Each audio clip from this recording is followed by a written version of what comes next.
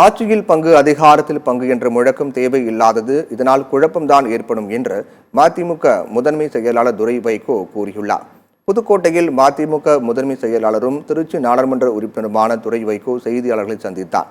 அப்போது பேசிய அவர், திருமாவளவனின் மதுவிலக்கு மாநாட்டிற்கு மதிமுக 100 விழுக்காடு ஆதரவு அளிப்பதாக தெரிவித்தார். பூரண மதுவிலக்கு தான் எங்களின் எண்ணம். ஆனால் அரசியல் இயக்கங்களால் பூரண மதுவிலக்கை கொண்டு வர முடியாது.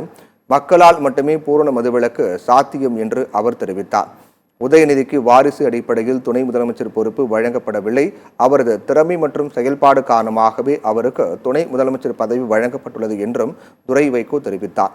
ஆட்சியில் பங்கு, அதிகாரத்தில் பங்கு என்ற முழக்கம் தற்போது தேவை இல்லாதது, இதனால் குழப்பம்தான் ஏற்படும் என்ற துரை வைகோ, விஜய் முழுநேர அரசியலுக்கு வரும்போதுதான் மக்கள் அவரை ஏற்றுக்கொள்கிறார்களா இல்லையா என்பது தெரியவரும் என்று கூறினார்.